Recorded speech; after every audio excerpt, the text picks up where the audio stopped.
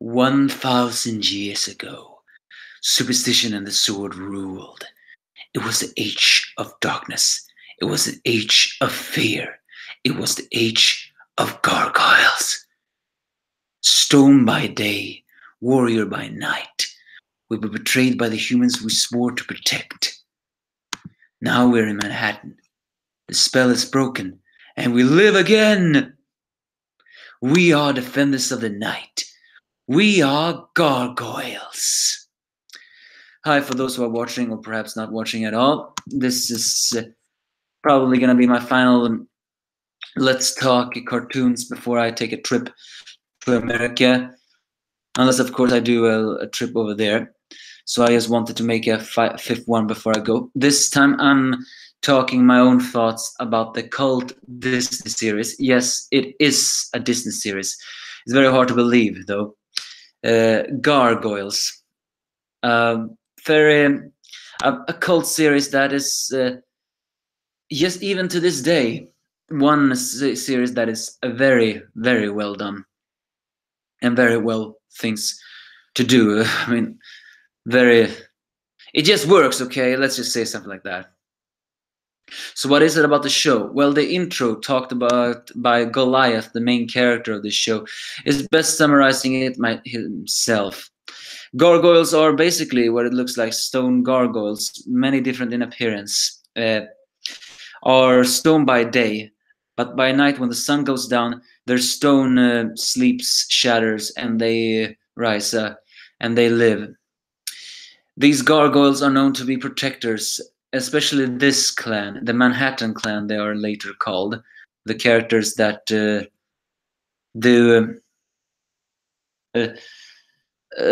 main characters of it all. Gargoyles can't fly, but they glide through the air and have enhanced strength and enhanced regeneration power. Originally, the gargoyles were many from the ancient times, but this show starts off with three episodes called The Awakening, which starts with the fact that the main characters are gargoyles of a big family, protecting a castle of an ungrateful princess and her ungrateful aide, and few people appreciate them, mostly because they are fearful. So Goliath, the main character of the show and one of the few gargoyles who has names, because it turns out that many gargoyles do not give each other's names because they don't need that to, know each other as long as they're friends. Take his right-hand man, well, not right-hand man, but his old master, to track down Vikings that consistently targeting the castle, only to have been duped by them. And when he returns to the castle to find his entire clan shattered, it turns out that the captain of the castle betrayed the castle because he didn't like how they treated the gargoyles. Unfortunately, the Viking leader, Hakon, an insane leader, destroys the gargoyle too, and the captain is too cowardly to do anything about it out of fear of his own life. However, 4 other gargoyles were spared from this disaster because they were sent to the rookery where the gargoyle eggs were, because they created an incident back then. Goliath decides to rescue the humans and the princess. Alas, he cannot take his revenge, and the Magus, believing the princess has died in that escape, curses the gargoyles into an eternal slumber, including in stone. And the spell will only be broken when the castle rise above the clouds. So Goliath begs the princess, who now realizes that the gargoyles are not to be feared creatures, to take the eggs to a safe place, while begging Magus to cast the stone spell on him again, trapping him in that thing. 1,000 years later, the spell is finally broken when an eccentric and a little bit morally ambitious millionaire named David Xanatos takes the castle away Wyvern and builds it on top of the clouds, therefore breaking the spell and making it Manhattan. It's there that Goliath soon finds a new friend, a dedicated police officer named Elisa. And it turns out that David Xanatos only wanted the gargoyles for something else. taking refuge in a clock tower away from their ancestral home. The other three gargoyles gets named. No, the other gargoyles gets named too. The old master names himself Hudson after the river.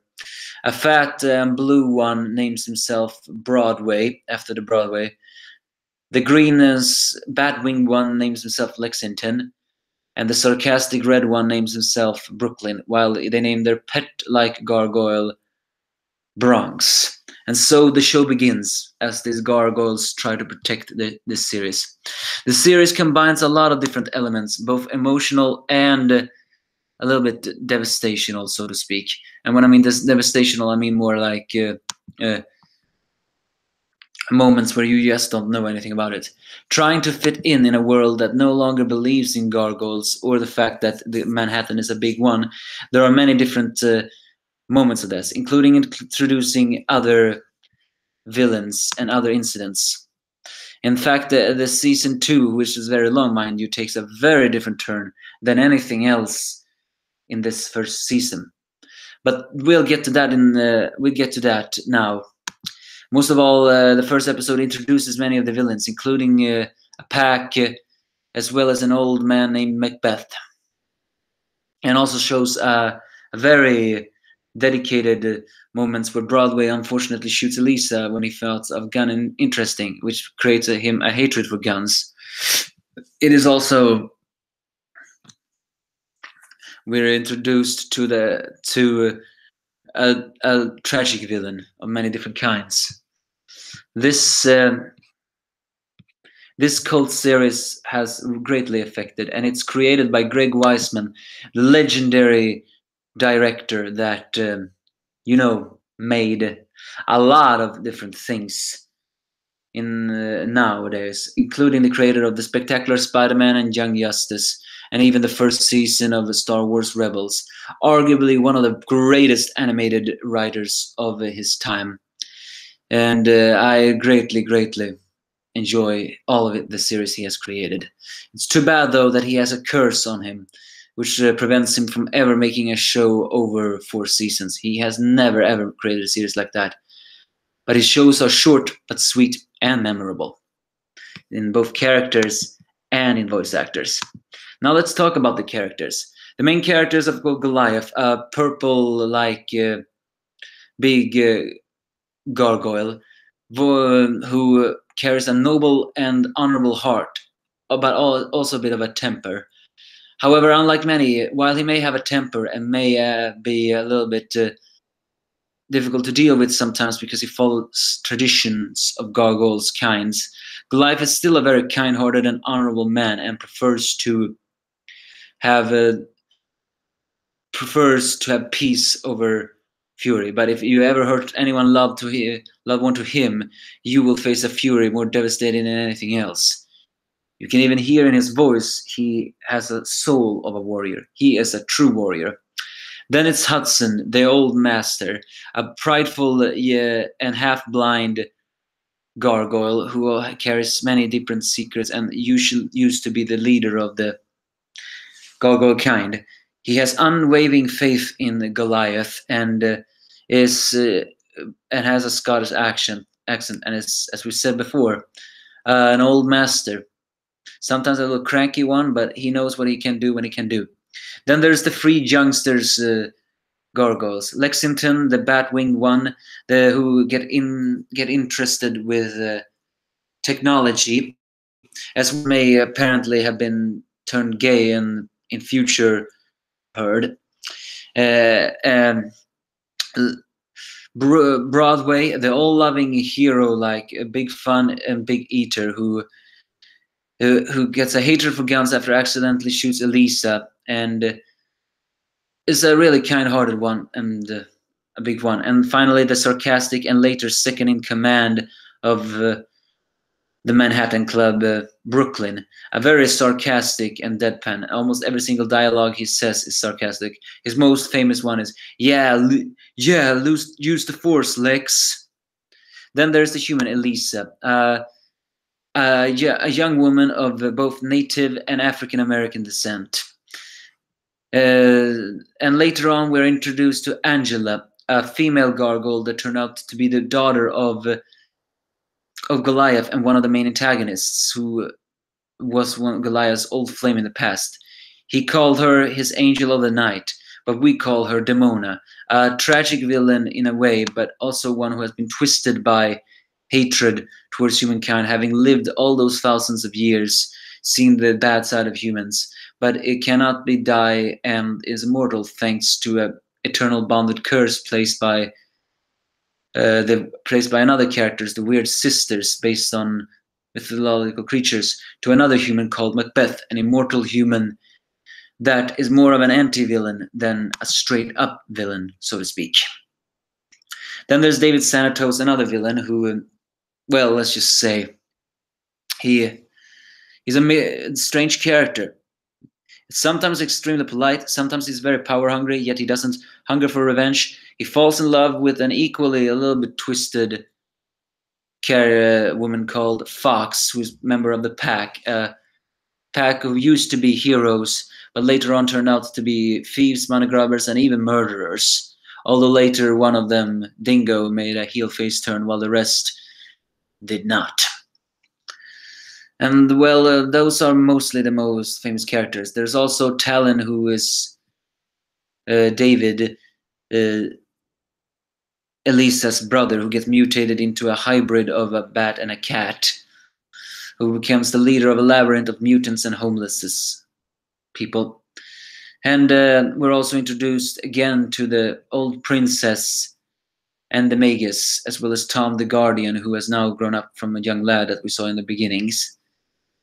And as well as another villain named Oberon, who is actually based upon a real-life myth character, Oberon, the king of all the fair folk, which is where this place is. They're humans, gargoyles, and Oberon's children. Not literally his children, but they're called the fair folk, creatures of pure magic, including Puck, a trickster, Odin, the Norse god, and many, many more. Those are mostly the characters of this show, and each and every one has their own personality quirk, mostly seen in the main characters. As I said before, Goliath has the warrior, honorable pride, but also the big temper. Oh yeah, we're also introduced to his clone son, Thalog, that is looks almost just like Goliath, except darker skin and more sarcastic and sociopathic than Goliath. Elisa has a duty of a cop and an internal loyalty towards the Gargoyle clan, including also giving a crush on Goliath. Brooklyn is a sarcastic one that develops into a leader and is unfortunately very, very unpopular with ladies. Lexington, the computer whiz that gets the least development, although slightly has more darker personality than the others. Broadway, the big fun and the loving one who Angela later falls for because he is just that kind. Hudson, the old wise one, who is also pretty fun. And Bronx, well, he's just the dog of the place, and literally the pet dog. And Angela, the all-loving hero, kick-ass female one that doesn't disappoint either. She's beautiful, I'll tell you that much too. And of course, the other characters characters' quirks is that David Xanatos starts off as a villain, and later in the finale actually develops into a genuine anti-villain and an ally. Pretty strange, especially from what he did to his cruelest deed is what he did to Elisa's brother. But then there's Demona, who never ever changes her opinion. Her hatred for humans, including what she has done and the many things she does more, still resides to this day, and it's incredibly dark to see just how much she has fallen, so to speak. And well, what else is there? Macbeth is a character who's after Demona because he wants to break his eternal youth connectional curse, but later gives up on that. However, he still doesn't really get the peace he wants in life. Now let's talk about the voice cast, because it is a doozy, I tell you that much. And that is the most interesting thing about these characters, so to speak. The first off, Goliath is voiced by none other than Keith David. This is one of Keith David's few hero voicing roles, although he will also voice Thalog, which apparently only got that role because, well, he was just that. He was just that good at voicing villains. Keith David is one of the most sought-after villain voices in this industry, and who can blame them? He is amazing as a voice actor. The amount of stuff he has done is no small feat. Everything from Tublat from the legendary Legend of Tarzan to Baby Proud Clone from the Proud Movies family. Let's not forget the president from the Rick and Morty show.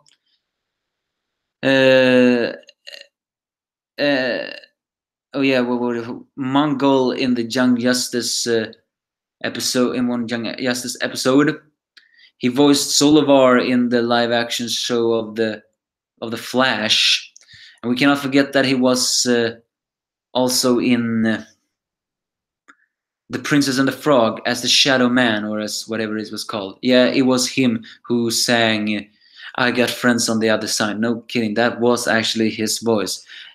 So yeah, the amazing things he has done is just plain and simple amazing. And I greatly enjoy his work and his voice over work. Oh yeah, it was David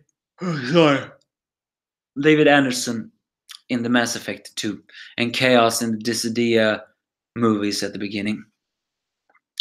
The other voice actors who's also very famous is Jeff Bennett, a man of 1,000 voices. The amount of voices he has done, including, Wacko, among others, Shocker from the Spectacular Spider-Man. And yeah, the amount of things that Jeff Bennett has done is too much to count, I'm telling you that much.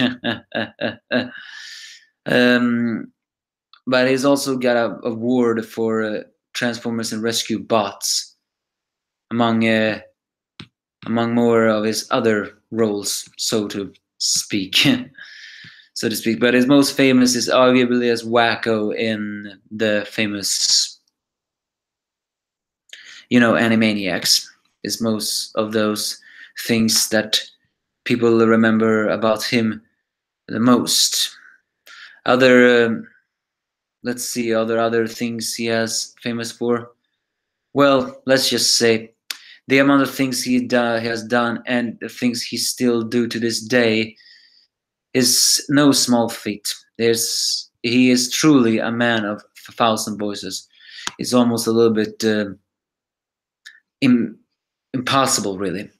Bill Fagerbakke, most famous for voicing SquarePants' best friend Patrick Starr, as well as played as Marshall Erickson's father Marvin on the How I Met Your Mother. Is voicing in Broadway. He has also so many things on his belt, although most of them including Gulch from Witch, Big Bear from Young Justice, and many things more. He's also a very famous voice actor, but arguably, besides Broadway, his most famous role is Patrick Starr. Lexington is voiced by a man whose name is very difficult to pronounce, Thom Adox Hernandez, known for playing Felix the Cat in the Twisted Tales of Felix the Cat, and a primetime opera of Falcon Crest, as well as been voiced of Clarion the Witch Boy in the Young Justice series, and Mason Tinker in the Spectacular Spider-Man, among others. He's also a voice actor, although arguably did not have that much thing on his belt, but the things he has done is still noteworthy. He's also was on The Buzz of Many, where he played Pubert. So the things he has done is no small things either. Angela is voiced by Bridget Bacco, someone who doesn't really have that many famous things on her belt, so to speak, despite her role in Gargoyle. Although she did make an adult comedy called G-Spot, Canadian adult things that didn't really kick off that much, so to speak. And Xanatos is actually, funnily enough, voiced by Jonathan Frakes, most famous from his role in Star Trek. Which series was that now again? Well, William T. Riker in the Star Trek New Next Generation. Arguably, David Xanatos is even modeled after that kind of character. So Elisa Mesa is voiced by Sally Richardson, someone who has played Vivian Foster on the series of Family Law, and some other roles under her belt, but arguably most famous for that one, because she doesn't really have that many famous voice acting roles besides Elisa. Nah, she doesn't really have that many. Family Law and Gargoyles is most famous for me. Demona is voiced by Marina Sirtis, another Star Trek actor. She played Deanna Troi on the Star Trek Next Generation series, and is also famous in voice for voicing Queen Bee in the Young Justice series, among others. So, and she will return in the sequel. At least that's from what I have heard. And Ed Asner, also an old man actor, most famous for having played the Lou Garrett in the Mary Morrow Tyler Moore Show and a spin-off Lou Grant, as well as being the voice actor in Up, voices Hudson. And Frank Welker, the god of all voice actor, voiced Bronx and many, many animals. After that, well, there's just so many different actors, so it's actually kind of difficult things to say. Seems I got a guest after all. Jabari Owens, you asked, did I ever watch Mega Man? No, I did not. I've heard some rumors that said that there was going to come out a new Mega Man series. I don't know if that Mega Man series was cancelled or anything else. But other than that, there's other famous voice actors here. Dedrick Bacher played villain Jason Canmore. Clancy Brown, another very famous villain voice, not only voiced Hakon, but also his descendant Wolf.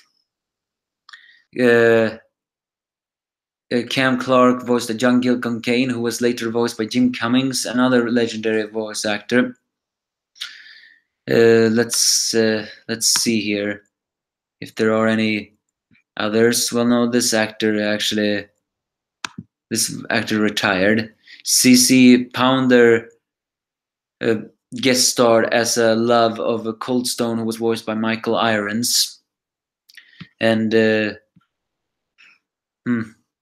well, yeah, the amount of voice actor on this list, no, Michael Dorn was it, not Michael Iron, is incredibly big, so to speak. So, but let's see if I can find the PAX voice actor, because they were also most famous. Yeah, Matt Fewer, famous for many different roles, including the Canadian series Orphan Black, and also as his one-time role on Aladdin as Chaos, voices Jackal. And well, let's see. Oberon was voiced by Terrence Marn, someone who I do not really know has that many things famous on his back. Although he is apparently starring in a regular series called Sense 8, so I guess that's his most famous for now. But he's most famous for stages, I guess. So let's see. Are there any other characters here that are noteworthy? Damn, where is that? Where is the sister? Who was the sister now again? Was it? Well, Titania, the wife, was voiced by Kate Mulgrew, who was also famous from Star Trek Voyager. Catherine Janeway, which did she play at that time? And Galina Red Resnock in The Orange of the New Black. And Kath Susie were the Princess Catherine, the character that later had a heel-face turn. Oh yeah, I forgot. Macbeth was voiced by John Ryan Davis, arguably most famous from The Lord of the Rings, among others. Well, damn, I cannot find this. I cannot find the role. Jim Cummings voiced the Dingo, though. Also, we cannot forget that. I was looking for the female voice. Was it Fox? No, Fox was voiced by Laura Sen Giammaco, but she was never credited because the actor didn't think it would be famous. She's famous for that series. What was it called? Just Shoot Me. But she was not the series I was looking for. Oh, yeah, Brent Spinner, another Star Trekker, voiced Puck. So, who was it? Hyena. Was it Hyena I was looking for? Yeah, I guess so. There was Chris Summer. I didn't really get that. So, well, yeah. Sorry, I got lost in thought. But yeah, the amount of voice cast in that show is immense, and it is incredible. The main characters really shine, and there's power in their performances. And that's not surprising considering that this was a Greg Weisman show. When he gathers his characters, you know for a fact that it's gonna work. It's really just gonna work. It's amazing, really. And now finally this finally it's strong points about it's the morale of the story about how the characters try to fit in, although they are silent protectors of New York, still hanging on to some traditions, but do not. But there's also an emotion in the thing, is that sometimes the humans are scum, but the gargoyles are kind, and sometimes not even the gargoyles can be saved from their own madness, so to speak. So the strong points of it is that it is a very famous cult series that never really gets old when you watch it. The only weak point of it all is that it had a non-canon third season that is actually so bad that I do not even watch it. It is, for me, it's a Celtic fantasy series that I definitely would recommend go back and watch for, just for the moment. I mean, the animation may not be very attractive towards you, but unlike many of the older shows, it hasn't aged that terribly. It first aired in 1994 and is now, oh well, very old. I have many, many favorite episodes of this one. The Awakening is one of the few first episodes of this show that I have seen. Enter Macbeth, that shows the big man of Macbeth, leader of the pack, the Mirror, the Silver Falcon, the City of Stones, Outfoxed, Prize, Upgrade, The Cage, Avalon, Shadows of the Past, Heritage, Golem Sanctuary, Grief, including that this has a very long story arc. It's almost a bit too long. However, the story about when it takes to Avalon takes a very different turn.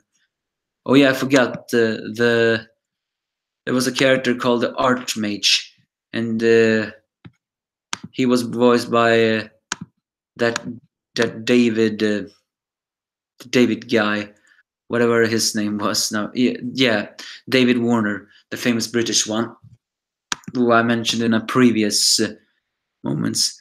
But he had many appearances in Star Trek movies, among many things else. But his voice was used to model after, Shockwave, among others. I know I haven't really talked so much good about all of this. And G.A.B. Owens, if you're still there, I did not watch Mega Man, but if you want to talk about that, then feel free to it. I wonder what just happened to the new show. I'm not going to say anything, not so much more about this. I know this wasn't really interesting, but I'll rate Gargoyles as an 8 out of 10, and it's a show of classic likable characters. You immediately grow to which one you like, and the characters go through some character development, although not as strong as you think it would. The villains may not exactly be the most well-written villains of them all because they have simple personalities, including the Pack, who's mostly psychotic, and David Sanatos, who switches between them being very affable and sometimes being very gross. However, the Archmage is the stupid, mad villain voice actor. I mean, villain, so to speak. So while the villains may not be that memorable, they certainly do leave an impression, and the characters are what drives this show, as well as the script, who is very interesting, and the sarcastic banter of Brooklyn, among others. So that's really what drew me into this show. This is gonna be one of my final Let's Talks for a little while, until I find a way to, if I'm gonna do a new one in New York, it's not gonna be planned. It's just gonna happen just like that. And I'm thinking of talking about the Superman the animated series next. However, again, I do not know when that will be. It will be completely unplanned, and I hope at least someone watch that series when it comes here. So, without further ado, that's all I have to say about the Gargoyles, a classic cult series that I definitely recommend you to watch. See you for now.